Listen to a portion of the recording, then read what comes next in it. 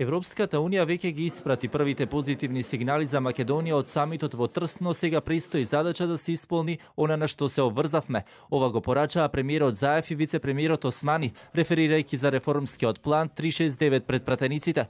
Планот е патоказ со јасни главни цели кои треба да ги оствариме на патот на нашите евроатлантски аспирации. Ваква недвосмислена поддршка за Македонија, која што ја добивме покрај нашите соседи, кои што треба да работат на регионалната соработка, ја добивме навистина од лидерите на најголем дел од земјите членки на Европската Унија.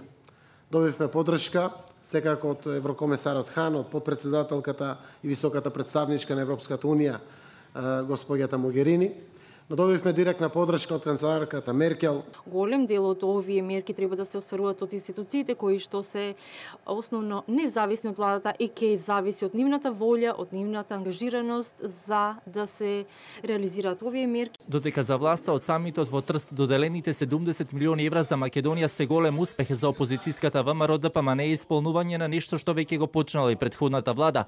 Сепак пратениците на ВМРО ДПМН не го изоставија договорот за добрососедство со Бугарија.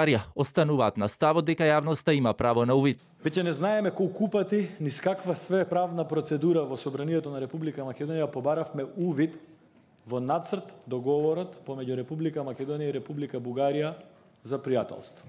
И тука должен сум да кажам дека нашите пратеници апсолутно стојат зад идејата дека Република Македонија и Република Бугарија треба ден поскоро да ги надминат разликите, да склучат договори, да се тргне еден од проблемите кои што стојат очигледно на патот на Република Македонија кон евроатлантското интегрирање.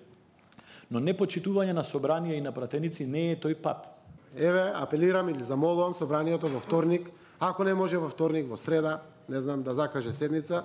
Јас сум подготвен овде со министерот за надворешни работи да дојдеме и да го образложиме и ова. Да објаснам, од понеделник до 27 јули пленумот не може да заседава, пленарна седница, заради обврските. Комисијата за финансирање и буџет е комисија која што се пренесува директно и во тој период врз основа на парламентарните практики не може собранието да одржи седница. На комисијата присуствуваа и представниците на меѓународната заедница, а владиното мнозинство уште еднаш побара соработка со опозицијата за сите клучни прашања. Опозицијската ВМРО ДПМН пак се изјасни дека нема да го гласаат владиниот план 369, но ќе поддржат некои работи од него.